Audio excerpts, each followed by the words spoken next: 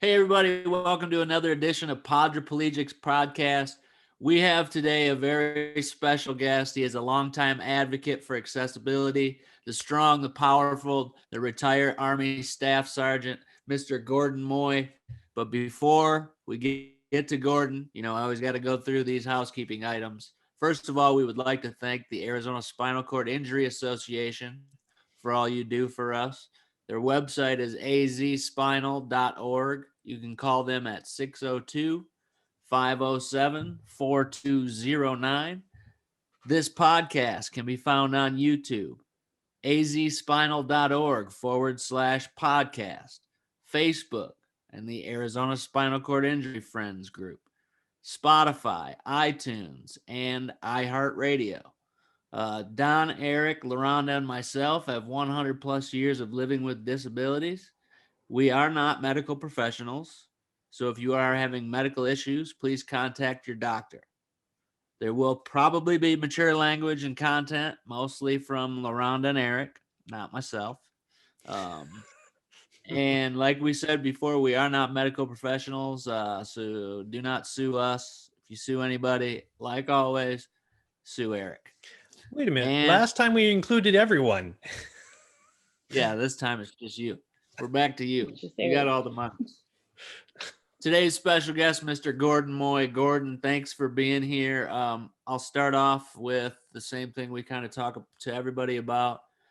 What is your disability and how you became disabled? Were you born with it? Was it an accident? Okay, my name is Gordon Moye, as was said. My injury is a T12L1. I'm a para, and that happened in '86. It was a training accident. Nothing dramatic. It was just a real bad day, a bad driving day, and the vehicle flipped. And from that point on, it was trying to figure out the spinal cord injury stuff, and a great help was the Paralyzed Veterans of America.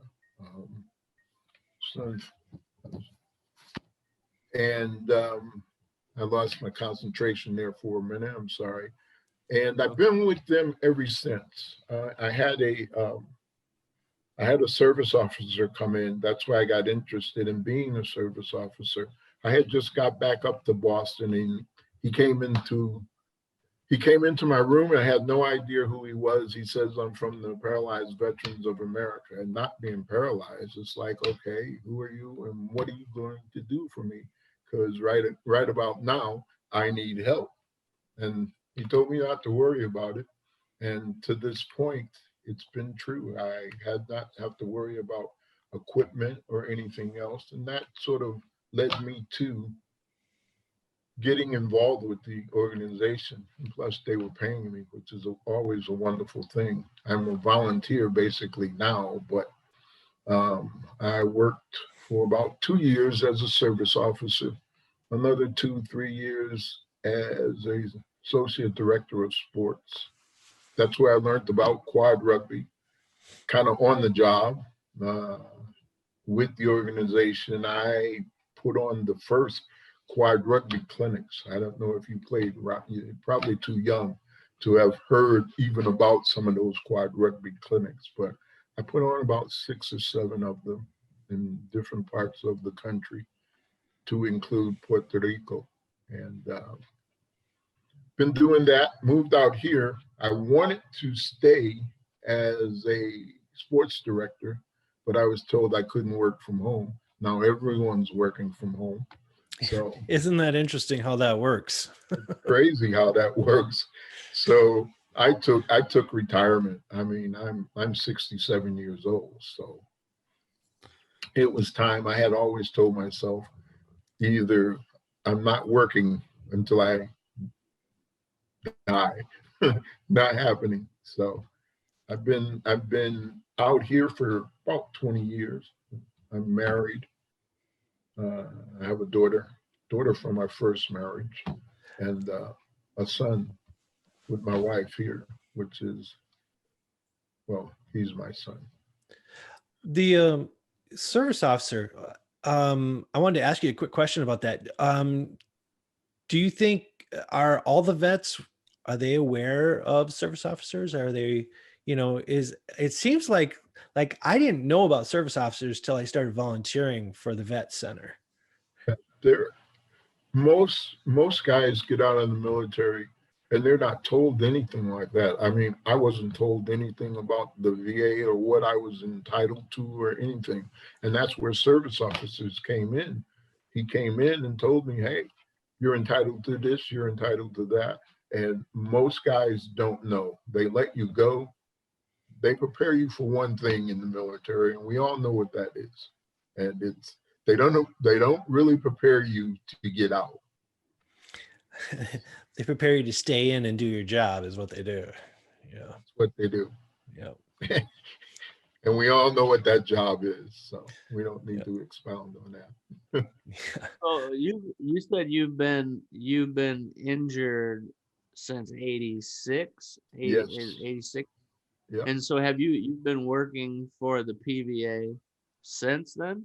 I've been working with the PVA I worked with them. Well, I'm with them now, and I've always been with the PVA in some capacity since 87. I got hurt in June of 86 and started as a service officer early in 87 and worked until I guess 95. My wife and I moved out here. They told me I couldn't work out here, which I could, but politics is politics. And I retired, got into horses with my cousin. He's still in it, but it was really too much like work. So I did that with him for 4 or 5 years. Once I reached my 55, that was my cutoff. I don't work for no one after 55 unless it's myself. And knock on wood, I've been able to keep that promise to myself. One thing that I'm always having to inform people about that I wanted to just bring up with you is, PVA, they're Paralyzed Veterans of America, but they don't just serve veterans. So that is part of what the old guys and the new guys have been fighting back and forth. We do now, our service officers will advocate for non-paraplegics or non-spinal cord injury or dysfunction, where they advocate for MS and ALS. But as far as benefits go, you can speak to any one of our service officers and talk to them about your benefits. You don't necessarily have to be a spinal cord injury. But the name has been around since 1946, so it's kind of hard to change that. We've changed our logo several times, but the name, they're not going to give up the name. Well, one of the things that I've also heard is that, you guys get donations of chairs and walkers and a lot of different medical equipment. And I don't think people realize that you guys are willing to give that to civilians, not just veterans. Anyone that comes in, veterans come in, we have a full prosthetic locker. We have power chairs, anything from, you name it, bandages right up to power chairs. We have it. We have hospital beds.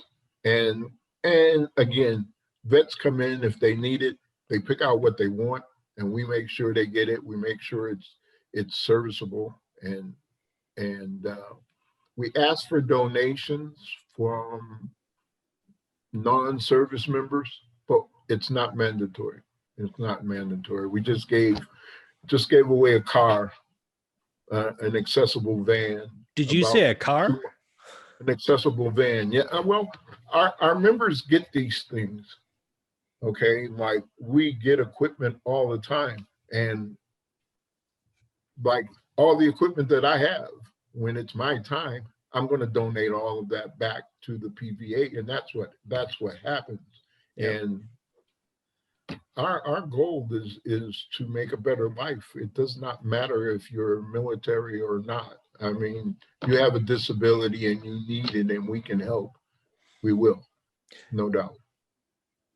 On that note, one of the things that I was going to talk to you about is being there for that long. I mean, I can't imagine how many lives you've impacted yourself. Um, I can imagine that it's a very rewarding position for you, as somebody who's been through it, as well as being able to help somebody. It is to see people come in and like we all were when we're first injured. It's like, what in the world am I going to do? And Yeah. to help folks travel through that, to me, is very rewarding. And to see the look on people's face, especially non-veterans. Veterans are they're spoiled, and we spoiled them because we've advocated for them. A veteran can come into the VA and they have a spinal cord injury, they're automatically going to get 2 chairs, and any sports chair that they want, they're going to get that. And Yeah. if you're hurt on duty, I will admit you get a nice sum of money where you're not going to be able to travel and have 14, 15 cars. You still have to work, but you won't go hungry. That's for sure. That's for sure. So when I mean, look, I'm a civilian. I've never had any really family that has anything to do with the military. So when I hear a lot of people talk about problems with the VA and all these different, complaints, how difficult it is to get some things. I mean, is this primarily because it's people who are fully disabled, or, I mean, I guess maybe you can help me work around that. The VA has a point system, and it depends on your percentage of your disability on what you're entitled to. You can only go, like, my disability on paperwork is 120%. Well, that's ridiculous. They're only going to pay you to 100%. And most guys with spinal cord injury, they get 100% and a lot more. The PVA, we don't take enough credit for what it is we do. I'm not going to come down on Wounded Warriors because it's a great program. Being a director of sports, I'm an advocate of guys getting out no matter what it is. If it's no more than just go sit by the lake and pretend to be fishing out here, that's all you do is pretend to fish. Oh, I saw fish, and we went on a biking path just the other day. There's fish in there. There's fish. I see them all the time. It's a little aggravating to see them jumping, but they're not jumping on my hook. Right. What do you got to do to get them? But to get back to your question, it is rewarding to see people. I mean, to run into a person. I went to a rehab center out here in Tempe, and the woman came in and she lived on a ranch, and her chair must have been 100 years old. The foot pedals were gone. They had taken 2x4s and used those to replace the foot pedals and all. And I said to her, I didn't know her. I gave her my card and I says, take this card, go to the office and tell them that I sent you, and I guarantee you they'll give you a better chair. They don't want to believe it, but that's the way that works. It's exactly the way our prosthetics locker works. And anyone can go in there. I mean, you think about what it is you might need, there's probably a possibility that we have it and we turn it over. 95% of everything that we take in goes back out. You can check Better Business on that. No, That's an awesome program for sure. Go ahead, Eric. I was just going to say, Gordon, I know the Arizona Spinal Cord Injury, they do have a program similar to that where they get donations, but I don't think it's near the scope of what you guys do. You know, we have had vehicles donated in the past, but that's not very often. And chairs and power chairs, but again, you know, it's sporadic. You know, maybe we'll get 1 or 2 a month, but At one time, we had 15 power chairs. So it's like, oh wow. and we're moving into a new building. We're closing down. We sold our building, but we signed a 2-month lease because of the city of Phoenix. But I don't know if you know, we bought the old spina bifida building, and that's going to be our new home. And we're still kind of working out. Our prosthetics we're trying to give it away. We've got hospitals and other therapists coming and taking stuff. I mean, even while I was seeing a visiting nurse, I was giving her equipment so that she could help service some of her other clients who have insurance. And there are people at that, because insurance is that's a hit or miss proposition right there. You're not kidding there. So, but I don't know. Ask me more. So if somebody wanted to donate, and say maybe they didn't necessarily live in Phoenix, but if they were in Phoenix, where could they take it to donate something? Well, our national website is pva.org, but if you want to donate to a particular chapter, not necessarily the Arizona chapter, I would suggest that you donate directly to the chapter as opposed to national. As you all know, when the money comes into national, they disperse it the way they want. And a lot of times it's not fair. Oh, it doesn't reach everyone equally. No, huh? No. And like I said, here in Arizona, we are one of the few chapters where, again, 95% of what we bring in goes back out into the community. So we got a bunch of guys that are serious about it, but the problem is we're all getting old. And like I said, I'm 67. Our board is getting old. We have a hard time recruiting these new vets. They're all running to Wounded Warriors. And again, Wounded Warriors and other organizations, even the Arizona Spinal Cord Association. Paul Mortensen started it, but he started it with the help of myself and Peter Quinn. I was working with his daughter, but she has passed away. So many people can't take the life that we live, and she was one of them. She pretty much just gave up. It's not a picnic. I wouldn't want my worst enemy to deal with it, but there are programs out there where you can be as active as you want. I mean, yeah, I'm with you on that. I think that that's one of the reasons why we started this whole thing, and one of the reasons why we bring people like you on is because we understand how difficult this can be on somebody. And I remember when 30 years ago or 20 years ago, 20 years ago, sorry, I'm dating myself a little too much. 20 years ago, when I got my accident, I didn't know what the hell was going on. I didn't necessarily have anybody there to guide me through what some of the issues that I was going to happen or we're going to foresee in my life. And that's kind of why we're doing it, is to be honest with everybody, as well as to inspire them and show them there are other ways to make it through. Make it through. Yeah. And you're right. Never give up, never quit. It's that simple. Yep. And you can always find a way to make it work. If you just, there's always a way to make it work. And it may be not that ideal. Same concept that you said, Shawn, the same concept is how the PVA got started. We got started in 1946 because the average time for someone to live with a spinal cord injury when they came back from World War II was less than 9 months. The majority, they knew nothing they knew nothing of bed sores, no idea about turning people, so they didn't know what to do.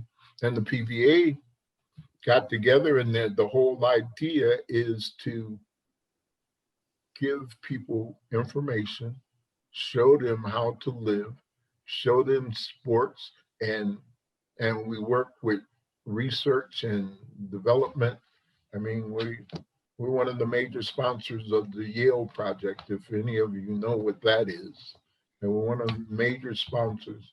We have people sitting on the board. They're looking for a cure for spinal cord injuries, basically. That's just the basics of it all. So are they working with who's the Tesla maker guy? What's his name? Oh, I don't know. I have to ask my son about that. He's Elon Musk for his cars. Well, Elon Musk is doing all kinds of research on combining electrical sensors with connecting up the nerves, and he's been stated on record. He's like, in the next couple of years, we're going to find a way to make this work. So, I mean, I forget, was it 5 years or something like that? But he made a pretty. Said 3 to 5. 3 to 5. I mean, that's a pretty bold statement. Hey, well, he's putting people up in space a lot quicker than the federal government is. So that's true. That's true. And he's put it past him. He's able to. Yeah, I mean, the landings that he can make with his rockets are amazing. You know, the guy's good. So I wanted to let's reel it back in for a second. Sorry about that. I wanted to talk to you about, now you said that you have helped start up the Arizona Spinal Cord Injury Association, and you've also been an advocate since '87. What are some of the major differences that you can see that are beneficial to people with disabilities now, as opposed to maybe when you started or halfway through? I have a bunch of friends who in Denver, they were chaining themselves in their wheelchairs to buses because they wanted curb cuts. It started with curb cuts and as far as spreading out, but as far as the PVA, we've been at this. Basketball would not be taking place. The VA hospitals started basketball, and the guys started traveling from one VA. The major VAs back then was in New York and Illinois, and so they used to have competitions in between. And one week they were there, and they put together some bylaws and so on and so forth. And the PVA has been working tirelessly since then. I mean, we advocate. Well, we're on the board of things. I was on the board for the building of the arena downtown that the Suns play on. They had two people. Matter of fact, the chairman of the board was in a chair. I mean, he now has since passed also. But it was that back then, no one cared. No one cared. And the housing for grants or spinal cord injury service guys went from 38,000 to 100,000, and that's because of our advocacy up in Washington, D.C. We're up there every year, and we have guys up there every day that they're open. We have guys up there working for a lot of service organizations. They don't do the training that we do. They're not as good as we are. And I mean that, and I'm not being facetious. They're not as good at what we do as we are. A lot of the innovations that have taken place with equipment and all of that, we're at the forefront of all of that. You need to go to our website and check us out, pva.org. Definitely going. And You know, then and one last question on this subject. When you think about the Americans with Disabilities Act, what is one part of that that you wish you could snap your fingers and change right now? that's a question I can't answer. Snap my fingers. That's a tough one. Wow. Yeah. Wow. Well, What about Shawn, historical buildings being able to be exempt from having, access, like things like oh yeah, that, historical, yeah. or bathroom stalls, what they say are accessible aren't necessarily accessible for every chair. I mean, some of those kind of things. This is what I think about sometimes, but Yeah. I don't know. I've been doing this for a long, long time, and it's come a long way. I mean, when I first started playing basketball, and we as a team would go get on the plane to come over here to the West Coast to play a team from California, it was a mess. You think my biggest pet peeve, I guess, now that I think about it, are the airlines. When ADA came in, they were supposed to make the aisles wider. They were supposed to revamp all of that. Now, all of that has just gone by the wayside. These young kids need to pick that up and make sure, because traveling is, for a new person, it's a scary situation, because most people are not advocates for themselves, and that's what you have to be. Well, you bring up a yeah, really I learned that really fast. I learned that really fast. My first long trip that I ever took from being in my chair, and I'm a power chair user. I went to Hawaii, and they put my chair on the wrong plane. And so I landed in Hawaii and my chair landed in San Francisco. And oh, so it's like, wait a second, what? And so then it took them 2 days to reroute me a chair. So 2 of my 7-day vacation or whatever, 10-day vacation were gone because I didn't even have a chair. They didn't give me anything. They had to pull one of those ones that, like those 4XL wide chairs that they have at the hospitals. I had to be wheeled around in that for a day. Like it was brutal. And they didn't reimburse you or anything? No, they only reimburse you for shit for breaking it if they break it, right? I mean, that's the airlines are a mess when it comes to this stuff.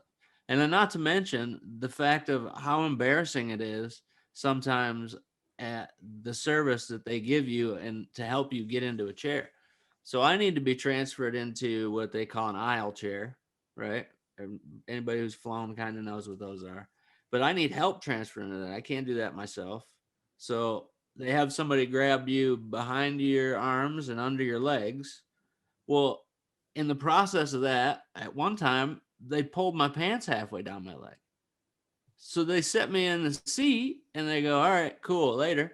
I'm like, whoa, time out. You mean to tell me you want me to fly the rest of this flight with my pants all the way down? Like, how is that even? I had to make a big deal about it for somebody to come and fix it. Like just things like that. Like, it's just, I don't know. They make everybody wait, right?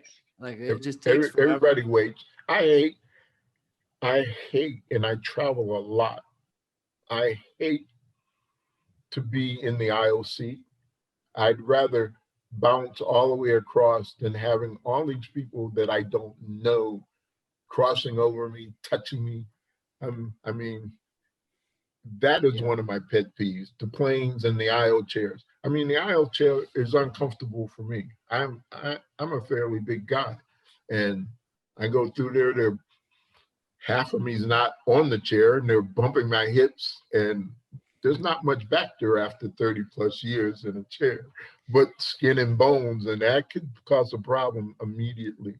There's a lot that could be changed, but there's a lot that we need. We just can't give up and say, okay, well, I've got enough now. And I think that's what a lot of young spinal cord injured folks are doing, is just, okay, so I've got all these chairs, I got wounded warriors, and we're going to play and do all of this stuff. But Yeah. I guarantee you, if the PVA closes down, I'm not saying it's in trouble of closing down, but a lot of the advocacy for spinal cord injury and research and stuff would come to a screeching halt. I believe that. I believe that with all my heart.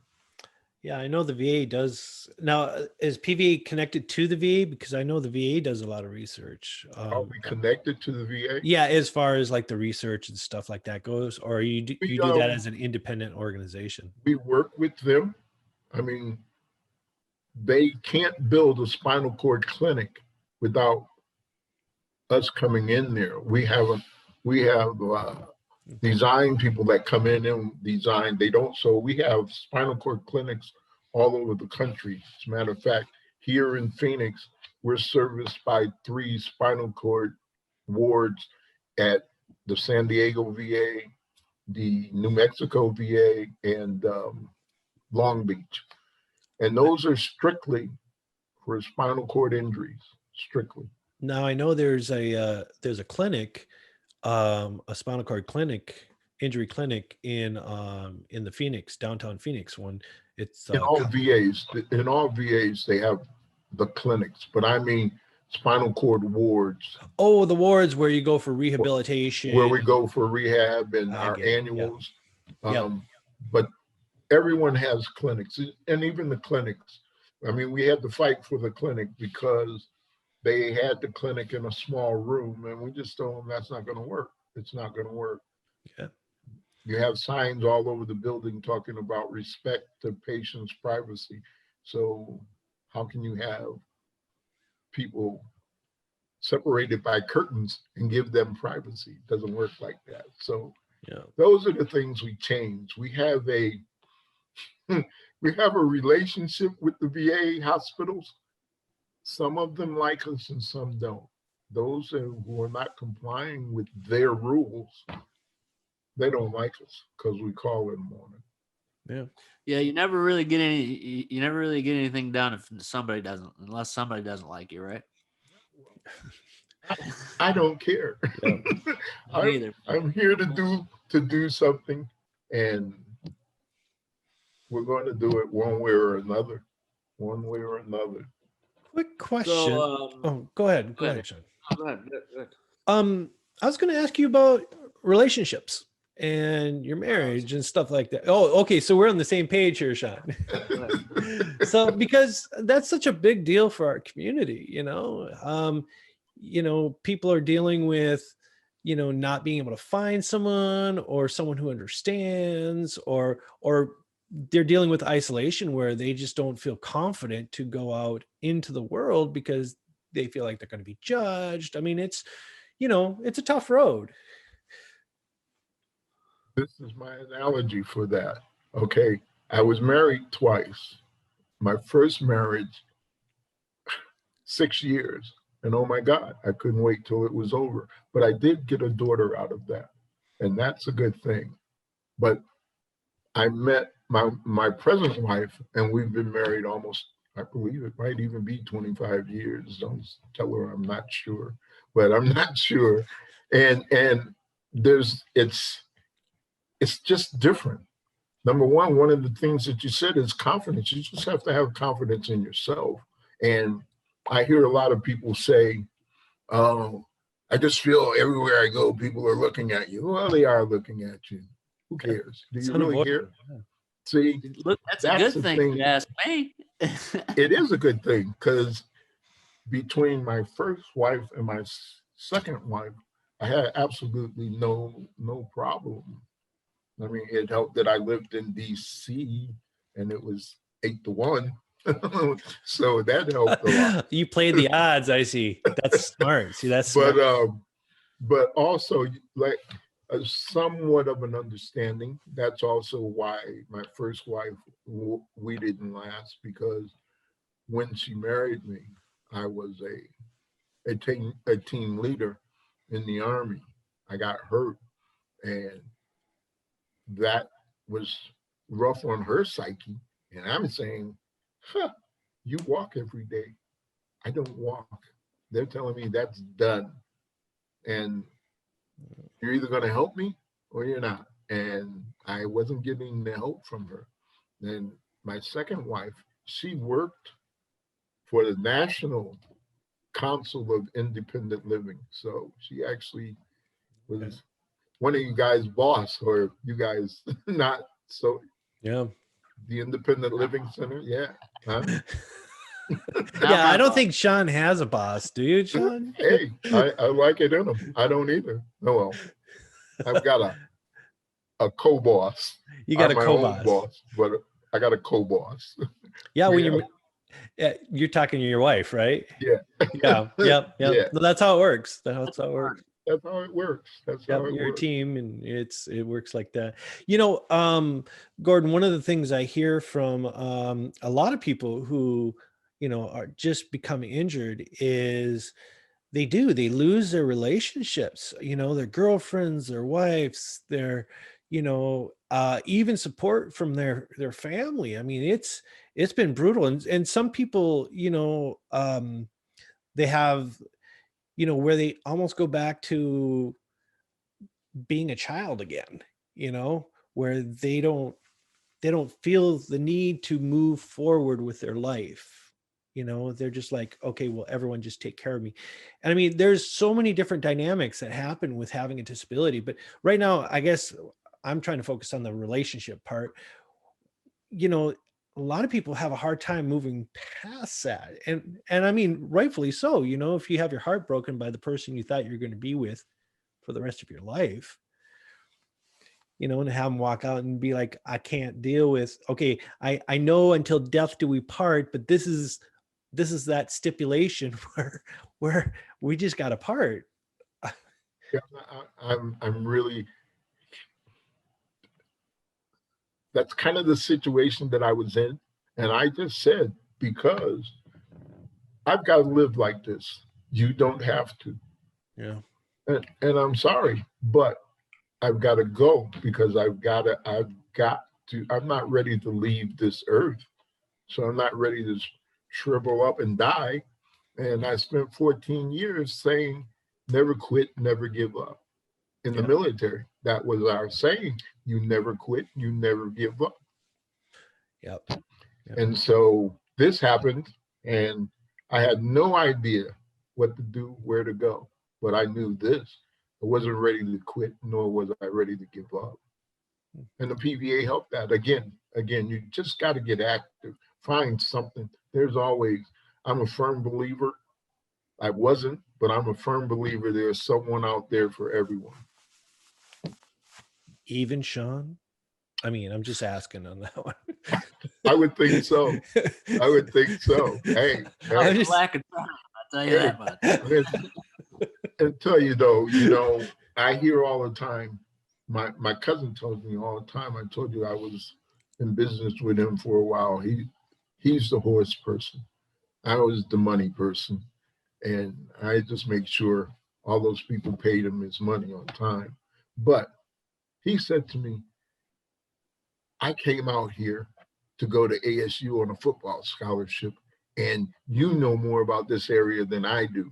That's because you got to get out and stretch out, broaden your horizon. And a lot of people don't. It's that's that woe is me mentality. Yeah, it's so easy. A lot of people have. Go ahead, Eric. Oh, I was just going to say, I think I'm on the same track as you. A lot of people go there with that, it's so easy to slip into that mode, especially, when your chips are down, and you don't feel like you have many options and your dreams have been crushed. I mean, it's a rough road. It's a rough road. And that woe is me. That's a deep hole to get out of. I mean, it is. I don't want to say I can't relate, but well, some of your military training, though. I've honestly never had that problem. I honestly haven't, and I'm knocking on wood. I'm sure my wife will say he's a pain. And I know I am, but that's me. It's been me for 67 years. It's not going to change. She's put up with it, and it is what it is. I think like when you look at right now, especially, a lot of people are having hard times. It's not just the disabled community, but it's most of the United States are having very difficult times right now.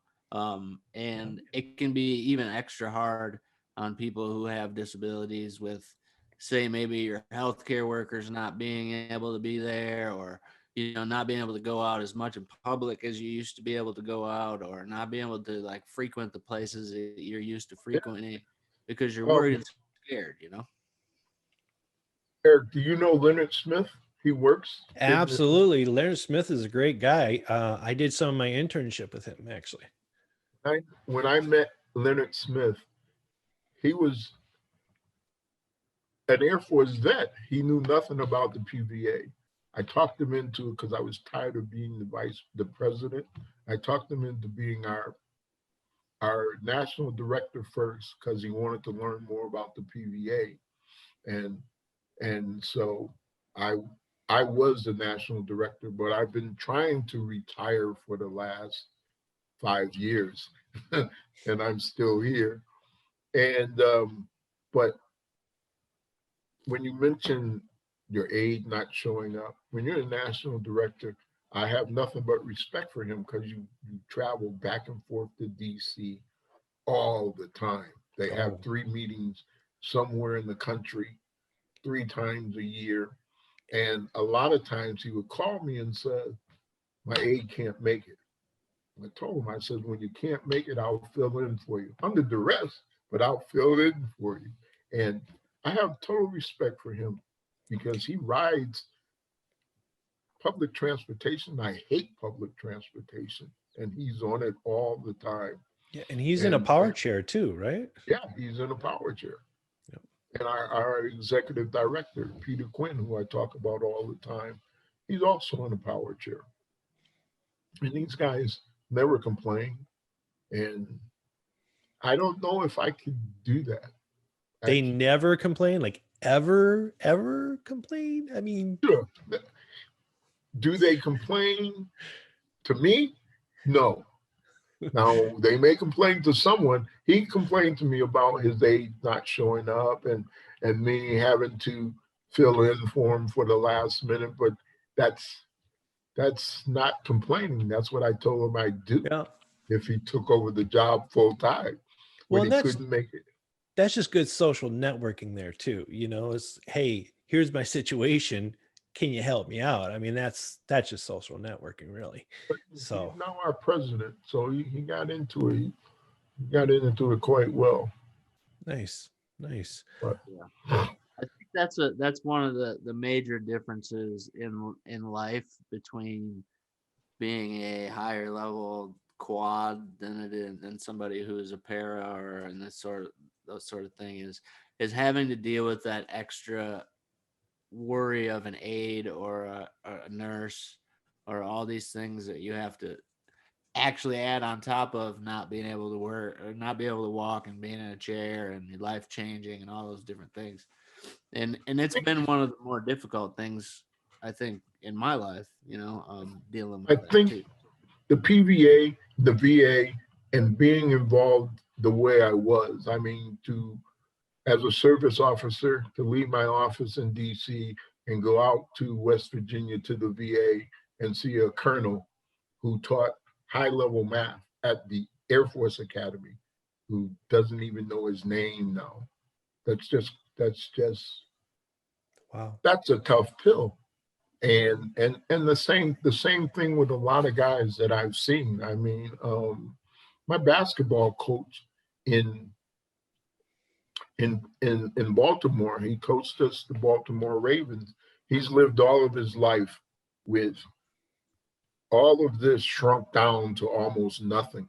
But he was one of the best wheelchair basketball coaches I ever had. And so it's kind of like it's all about you.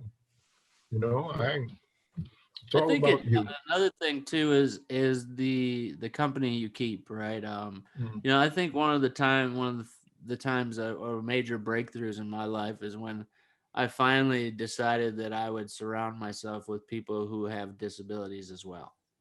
I think in the very beginning, almost everybody I was around was an able-bodied person. And then when I finally made the conscious effort to be like, hey, you know what?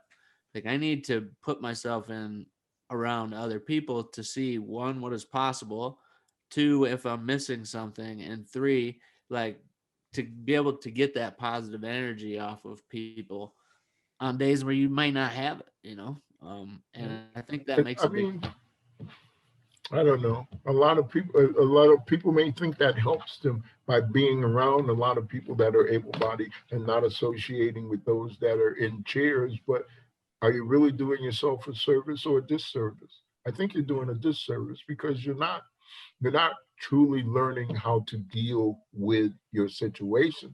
What you're doing is masking it and pretending. And you can't pretend when you sit in these chairs. This is real. This Yeah. is real. And the best thing, that's why I'm an advocate of sports, because for instance, I went through rehab, and when they showed me how to catheterize myself, they made it like a surgical procedure. And I'm thinking, oh my God, Yeah. every time we go out of town, I got to bring an extra bag for catheters and all of this stuff. And then by playing basketball, you see these guys and you learn it's just not true. Nope, it's It's quick and not dirty. true. It's quick and dirty. It's quick and It's dirty. not- That's how it is. You know, and knock on wood, I've never had a UTI outside of the hospital. I've had 3, and each time I was in the hospital. Yeah. Yeah. Sucks right That's out a loud. compliment right there. I'll tell you that much. Jeez. Yeah, that you can go UTI free. You know, one of the things I got to completely agree with you. So growing up, I've had my disability all my life. And so I did not grow up around people who were in wheelchairs. I grew up in the country in Minnesota, and I was like this oddity who this guy was in a wheelchair. And boy, it wasn't Now it until all makes sense. yeah, right. I know, right? I know. Say what? He's saying now it all makes and then when I got to college, I started meeting people in chairs, and then I started playing wheelchair basketball. And it was at that point I was like, holy moly. Then I started relating in a whole different spectrum to people. And when I finally got here to Arizona and became a part of the community here, that's when I started really to drop my guard a little more and to realize that, wow, there are so many similarities going on here. I got a lot to learn from these people. And there's a lot of common relations that are happening. You know, there's a lot of ways, well, except for Shawn. I cannot relate to that guy at all. He is an anomaly, but that's beside the point. Hey, Shawn, you asked me earlier, and I'm going to tell you what I thought was one of my better achievements while I was involved with the PVA. I was also on the board back in Boston of a disabled diving group called the Moray Wheels, and Oh yeah, you were telling me about that. That's awesome. and we trained and taught people to dive at MIT. One of the board members was a professor at MIT, and that was her thesis, was whether or not folks with disability could scuba dive with the compressed air. Right? Yeah. And so we Were went you to the guinea war. pig? Say again? Were you the guinea pig for this? No. Oh, okay. Well, I guess kind of was. I guess we all kind of They're like, we don't know if this is she going to work, but was let's set them still down there writing it. anyways. Hey, well, I've done a whole lot of stuff that we weren't sure how it was going to work. So, Right? what the hell? It's like I said, it's something new. But anyway, we had a guy, and I think he was C3, C4, and they kept telling, everyone would tell him, you can't dive, you can't dive. And the president of our organization said to him, well, we're going to Bonaire, and if you come out there, we will get you in the water. And to see the look on his face, we're only in 35 feet of water, but we swam around, and it was 5 of us holding him, and the look on his face when we came back up, that was gold. Yeah. The amount of freedom that a person can feel in the water is just amazing. Yeah, I mean, especially after other groups. We went to war with PADI. There's 2 organizations that certify divers, NAUI and PADI. At first, PADI would not certify persons with disability. And we went to war with them, and now they do. But I would never send anyone to PADI. It's the same. It's just they should not have had to go to court to make them do the right thing. But there's so many things out there, and the only way you're going to learn is to get out there. You only deprive yourself sitting back doing nothing. I know that for a fact. I mean, I think I've learned more from the mistakes and the dumb shit that I've done in a chair than I would have ever learned staying at home and doing nothing, right? There you go. Granted, I got scars and stitches to show for it, but what are you gonna do, right? Tell me about it.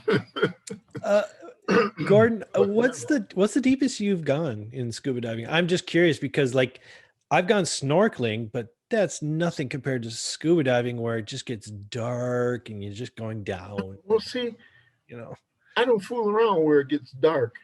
I've been down 156 feet. That's the deepest I've ever gone. That's but a I can long still ways. see the bottom of the boat. Oh wow!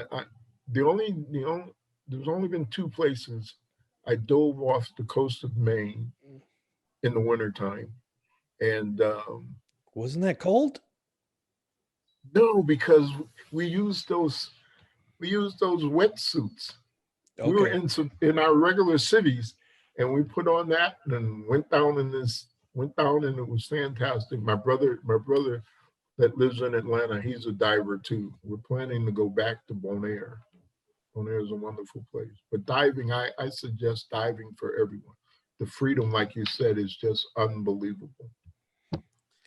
That's something I've been interested in trying at some point in my life. We've been trying to get the VA and to start one out here. They're not seeing the benefit of it, and it's not the benefit, it's the money that they're talking about. But yeah, we're not going to quit on that. I think it's fantastic. There was a program that would come to Ability 360. I forget what the name of the program is, but they used to train people it was a scuba diving program where you would scuba dive in the pool, and then one of the last ones, they'd take a trip down to Rocky Point and go scuba diving. Certification, yeah, that's all diving. Well, take that back. That's all civilian diving. In the military, it's a different story. But here you do basic classwork, and then you do your early stages are done in a regular pool. But most places, like I went to Bonaire to finish off my certification. They said, oh, you want to go off the harbor? No, it's cold and it's dark. I don't want to do that. I want to go somewhere where it's warm and wonderful. And like I said, 156 feet, and I could still see the bottom of the boat. That's pretty cool. Diving for me. Now, I have dove over these cliffs, and I turned around real quick, because not like jumping out of a plane. I don't know where the hell that's going to land, if it's going to land, and is my air going to last? Hell no. Yeah, that I see. If I came up a canyon under the water, man, my imagination. I play too many video games, and my imagination would be like, "There's a monster down there. I'm not doing it." We don't know what's down there. I was watching a program. We don't know what's down there. Oh, you're about to scare me, life aren't you? down there, but it's just too dark. Yeah. In certain places, they have what they call these walls, and all the color on them, the fish. It's just beautiful. But Mhm. no. I look over and I can't really see the ground. I'm not interested. Not interested. 156. Well, So that Clay, write that in there. I'm That's interested enough. in. I'm interested in one last factoid about yourself is that you are a Rastafarian. Is this correct? Yeah, you got to tell me what that means. That means that um, we believe that there's a higher power. We don't call that higher power God. That's what you said earlier. We call it Jah. Jah. Yes. That's about it. I grew up with a Jamaican dude, full out Rastafarian, and surprisingly, he went into the military. He's 2 years older than me. He went in. We went to the same bases, the same basic training. He was a military policeman, and we ended up living on the same street of each other. And he's one of the few guys that I knew before I was injured that didn't get all weirded out by the chair. Yeah. Yeah, but That's cool. That's it. I mean, it's no big deal. Like the song says, you don't have to be dreadlocked to be Rasta. It's mostly about a peace and unity, and Spiritual. love, Yeah. and with the earth, unity with the earth, and all those kind of You things. have to listen. You have to really listen to the music, and that's pretty much all they talk about. That's pretty much all they talk about. And Earth. smoking ganja. Say again. And smoking ganja. Well, hey, to each his own. As long as you stay productive, go for it. Yeah, well, that's good. That's a cool thing. Like, I don't know if I've ever actually sat and had a conversation with a Rastafarian before about that likewise. stuff. I'd like to one day with you because I've spoken to almost every other religion that there is, and I'm very interested in those kind of things. So maybe someday we'll get together and we'll have a conversation about it. Make that happen. That's easy. We both live in the Phoenix area. That's right. And I'll be back at Ability 360 here soon once I get over my fear of these rabid Ronas out here. I can't tell you how much. I'm just tired of being in the house. My wife yesterday, she came and she says, the state of Hawaii will pay round trip tickets for us to go there if we agree to stay for 30 days. And she can work from anywhere, and she's the boss. So, and I was like, no, if I'm going to go somewhere right now and stay for 30 days, I want to go to Aruba. Well, I mean, choices, right? I mean, Hawaii, Aruba, I mean, they both sound just horrible. Yeah, they do. I'm telling you. Aruba's only 7 miles wide. I mean, 7 miles wide and 27 miles long. Isn't that just quarantine right there? I mean, if you're on Aruba, you're quarantined pretty much. Yeah, I mean, but it's a wonderful, one happy island. It is. It's more affordable too, right? I mean, it's a more affordable place to go and stay for a long time. Yes. Yeah. Yeah. I mean, at least in my. And it's owned by the Dutch. In all my travels, I found that the Dutch really take care of their people.